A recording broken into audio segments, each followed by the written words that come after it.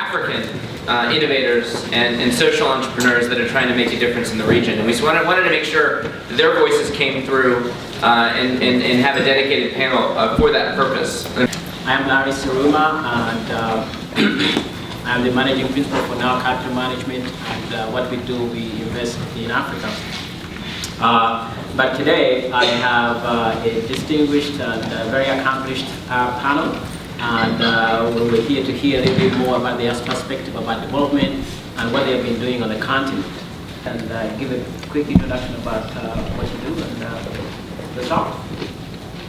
You mean on the basketball side? My name is Kemba Mutombo. I'm the chairman and the president of the Kemba Mutombo Foundation. It's an organization that built a $30-some+ million hospital in the Congo 5 years ago. My name is Levan Bowie. I'm from Liberia. I'm a peace and women's rights activist. I have been in the business of starting organizations. In my next life, I don't think I want to do that. I am a former coordinator of the Women Peace Building Network. I am co-founder and executive director of the Women Peace and Security Network Africa. And currently I am the founder and president of the Bowie Peace Foundation Africa. So as we'll talk about what I do. My life is filled with families. My name is David Segal, and if a Nobel Peace Prize winner is starstruck, then I guess I just got hit by a lightning bolt. I'm from Sierra Leone. I'm a PhD student at MIT where I design prosthetic devices. How can you make them comfortable? But today I'm here because we're doing a national competition for high school students in Sierra Leone and trying to instill this learning by doing, and the fact that you need to create, you need to build solutions for your own. We need to have a generation of creative doers in Sierra Leone and all across. And I'll tell you a little bit more about that competition during this panel. I'm Alan Schwartz, the founder of Mozambique Forest Center in Mozambique, which is a community-based forest conservation organization which basically gets people to make really high-quality things out of forest products. To try and break the sort of neo-colonial economic model of just exporting resources, but to use them at home to the maximum benefit for the people who are there, and that then provides the incentive for conservation. I am Twesije Jackson Kaguri. I'm the founder and executive director of the Nyaka AIDS Orphans Project. Our organization is in southwestern Uganda. As I said earlier, we take that holistic approach in addressing issues facing AIDS orphans in this area. Grandmothers, healthcare, farming, everything that takes out an obstacle for a child to succeed. What are the unique advantages of having Africans found and lead development efforts in Africa? Let me start with Jackson. That's an interesting question. Let me start by saying humanity. And today we'll be preaching to the choir, because all of you do so much work on the continent of Africa, and I'm not one of those who believes Africans should do work in Africa. I'm an author of a book that is read by millions of people. None of them are Africans, and my wish is they all take it up and do something. The elders in our community, we work so closely with elders. And that's not something anyone will teach you when you were born and raised in Africa. You understand when an old man walks to you and you are seated, you stand up and give them a seat. I always look at the way Africa should be in charge of their own continent. As my brother just stated that we do have a better understanding of our village. There's a great proverb that said that each child that is born in the continent should be looked by everyone living in the village. That the way that we was brought to our childhood since we were young. So that responsibility, you have started fading away as Africa becoming westernized. I think more Africans who are living in a major city have started feeling that I'm independent. Whatever the problem is going next door is not mine. Or whatever is going on to my village or to the province that I don't speak that language is not mine. And that's a big issue that we are facing. Besides the passion and the compassion and the spirit of our oneness as a people, there is sustainability in those processes. People will hold on when they feel like they have a stake. People will bend backwards over when they feel like they have a stake. When we were asked to do this, I took my computer and said, let me write something. And then someone said to me, why do you want to write something? The typical story of the Liberian women protesting for peace for 2.5 years is an example of typical people, Africans taking their own issues. You do not look around when you're leading those issues, especially if they are affecting you, to say, I'm waiting for donors funding. You're fighting, it's not a day's job. That's the point I'm trying to make. It's not a 9-to-5 thing. It's a calling. You have to do it for the future of your community. One of the other things that came to mind as we tried to, in my mind, explore this question was, in Liberia, some of the women said they felt they could interact better with African peacekeepers than they could with peacekeepers from other countries. They felt in their villages the peacekeepers were more compassionate, they were more understanding. They didn't see it like, this is not part of my mission. You know, and I observed it many times when we went from village to village. Don't get me wrong. People come in, they have more compassion, others do their disadvantages, and we'll talk about that affiliated with this. But if you're looking for a long-term sustainable thing, if people feel like this is my thing, they will hold on to it. One of the favorite stories we have in Liberia is a story of a village where the women used to walk to go and get water in Nima County. And one of our international partners went in and felt they should put a hand pump in the middle of that community because the women were going too far. In less than 2 months, there was a sharp increase in alcoholism amongst the women. Sharp increase. Why? Walking to the stream was where they exhaled the infidelity of their husbands, the domestic violence, the frustration of their children. That 30 minutes walk to the stream and back was their therapy. Once it was taken away, alcoholism set in. We wanted to have a radio interview to target these secondary schools in Freetown. And I said, why? You can do it. You're the head of operations. You can handle it. And he goes, no, I can't do it. He said, why? Well, his reason was sad, but also a reason why we need Africans to lead was, oh, well, he's a white guy. If he goes there, then people will listen to him a lot more. People will give him more ears, and he will give us the interview. And I told him, no. First of all, Grant shouldn't do this, and I'm going to talk to Grant, who's my friend. I'm seeing him today, actually. That, look, you shouldn't do this, but you, Mahmoud, should actually go and do this. And go and meet these leaders who are Sierra Leoneans just like you and say, I'm leading this initiative, I'm here because I want to have an interview because we're doing this work in all over Sierra Leone for the youth. And he went ahead and he called me the next day being very, very excited because now he had this number for the guy who was having the radio show, and they had this conversation, and he was going to be on radio and TV. So that's the simple reason, is that we need people to aspire to, and we need Sierra Leoneans, we need local people to have ownership and leadership of these institutions.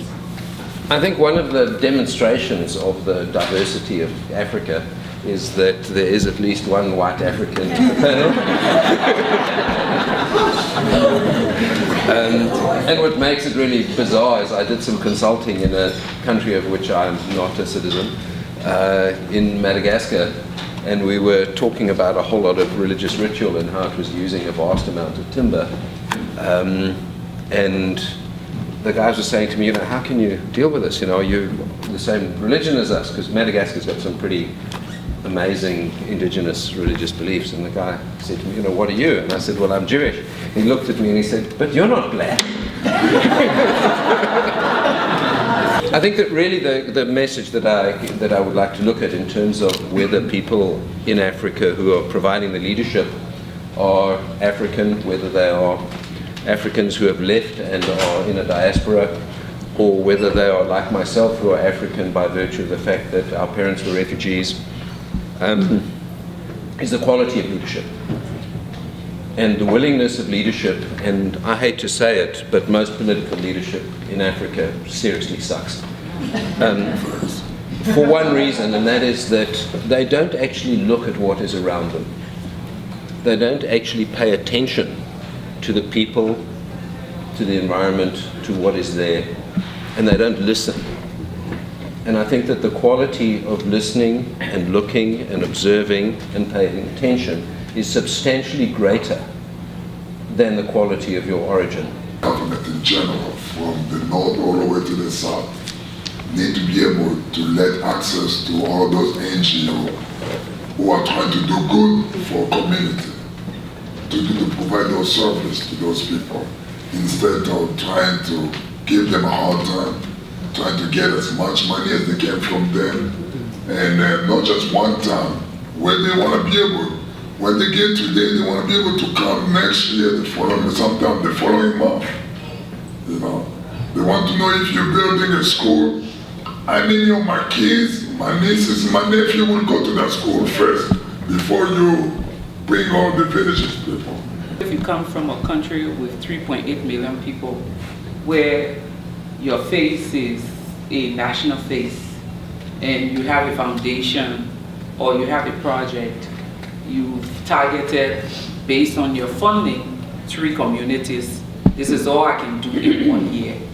And a constant request from everyone that they want you to take it to their community. Since we started the foundation, we've been giving scholarships. And every relative of mine now wants to go to university, even those who are selling in the market, they now want to go to university. That's a huge challenge, sticking to your plan. But then also, the other side is, in terms of sticking to your plans and the disadvantage, the needs are so great. And you get tempted every day to go one step above what you intended to do. So if you say to yourself, I will do 10 girls for this year, you go to a village for something unrelated, and you see one girl who is in desperate need of assistance, or who is a symbol of hope for that community, you have to do something. So it's close to home. Being a foreigner, I don't say people don't come with compassion, but sometimes it's like we're sticking to our game. I don't want my boss in New York or DC to get upset.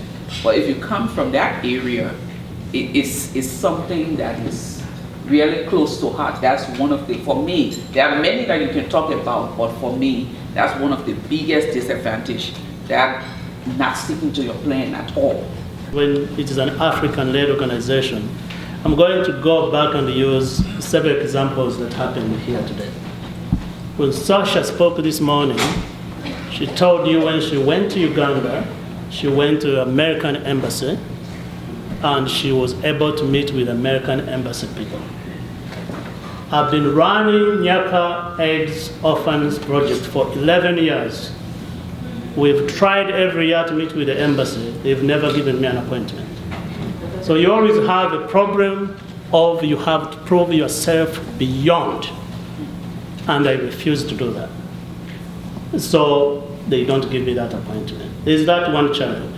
There is a challenge where you also have to realize that as partners, you have to sit on the table. And I'm borrowing this from President Kagame of Rwanda, who emphasizes that when you as a host invite me to your house, I go to my brother George's house, who works in Uganda, we sit on the table, it becomes a partnership. But many of our people back home in many African countries have accepted to invite you on the table, and when you get there, you sit on the table and they go under the table and catch crumbs. It doesn't become an exchange, equal exchange. It becomes you are superior, we are inferior, so whatever you say, we'll take. That's the second challenge. The third challenge, I will say again, borrow from Dr. Jackie. As Africans, we are told to be humble, and humility is the first thing we do. As a result, as Antonio told me this morning, we do not promote ourselves. We want Barry Segal to talk about Nyaka AIDS organization, but when you put me on a podium, I'm not going to sing my own song. So we are learning now to go out and speak about your organization with force and praise. And you heard Dr. Jacques this morning telling you he's shy. The man is accomplished. He's done so much in his village. You should sing about it and tell the world. But we are told by our elders to be humble, and to be that humility comes with non-marketing strategies. We tend not to go out and market ourselves. And so that is changing as we go forward. Everybody at some point needs help. It's a community, it's a global village. So what your job should be, what our job should be, is that we do our little part to allow the person to stand back on their feet and continue doing what they do. I heard somebody say recently that it's almost unethical to deny people what brings us so much joy. And what he was talking about is this joy you get from creating stuff, from bringing solutions, from helping other people. It's wonderful when you can work with your colleagues and your peers and do good. Why would you want to deny other people that joy? There's so many organizations, like for example, are working to solve the problem with HIV/AIDS. It doesn't matter how much money you have, how big is your organization. But yourself, even here in America, you never got a chance to take a walk in Harlem or in Brooklyn or some of the poor area of here, our community in New York, and visit even one of the AIDS patient clinics to see what it's like to see someone who's suffering. What it's like shaking somebody's hands who have a disease that is going to die tomorrow and trying to talk to him. It's just to smell, eyes, breathe every day. Those are the things that come to the reality that so many of us need to face. But we have so many organizations that are just sitting on the nice comfort office. Say, okay, this is what we're going to do. This is what we're going to do. The reality is not there. You have to face the reality. With all due respect, with an example I'm going to give, I took a student intern. I'm saying this point so you can see it is both sides. It's not only expatriates who are coming in, it's also the attitude of the people on the ground in African countries. They tend to think that my brother Aaron here, he shows up and he's quiet. His color is quiet. That's money.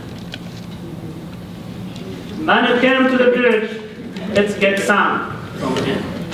And in that attitude, I took an intern student who worked for me, went to the village, arrived there, an employee of our organization, not a volunteer, not a stranger, an employee of our organization who was on paying role.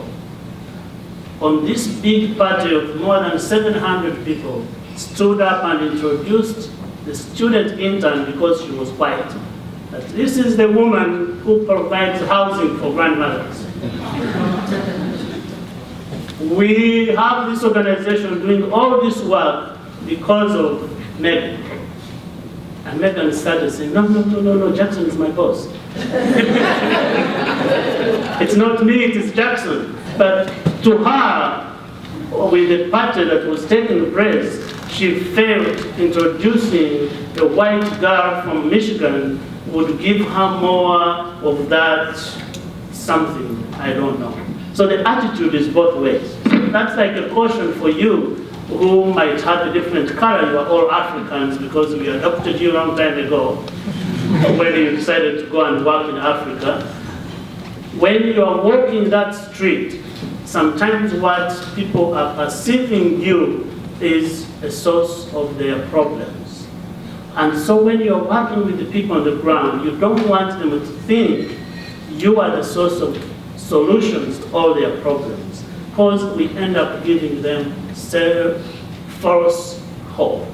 If you sell your soul for even $1 billion grant, you can never be able to call the shots the way you are putting it together.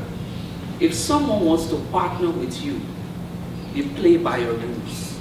Because if you don't put your foot down, you get in trouble, your integrity is gone. Because when you work with communities, people trust you. In 2003, after we did our protest elections, everything, there was a group who came to those women. And you're right, they would tell stories because the color white, I'm not a racist, is affiliated in their minds, especially people who live in poverty with money. So if you don't go through locals, you go through them, everything they tell you will be a lie. And you spend $1 million in one community, and you will not understand how there's a local NGO spending $100,000 in 10 years, and there's a vast difference in development initiative. African foundations, poverty should not drive the work that we do. If you don't have the expertise and people can't be bold to say, I do not have the expertise, there is another group to do that. Over time, you gain respect. I tell people my fish and chips is peace and security. Please do not come and ask me to do HIV and AIDS. I can't help you. Don't ask me to do microfinance. I can't help you. In that way, you gain respect. You want all, you lose all, including your credibility and your respect. Somebody did mention today that we should embrace this opportunity of young people in Africa. If Africa is going to have 60 to 70% young people in the next couple of decades, why shouldn't we train? Why shouldn't we give these young people an opportunity now to start making solutions, to start doing something, so that when they're 30 and 40, we'll have a generation that's ready to lead and a generation that's ready to take the continent to where we never imagined. You know, when we are leaders of big organizations, when we're politicians, even when we're doing research, that it's an offer and receive culture which drives Africa. And if we actually apply that respectfully all the time, we actually can solve the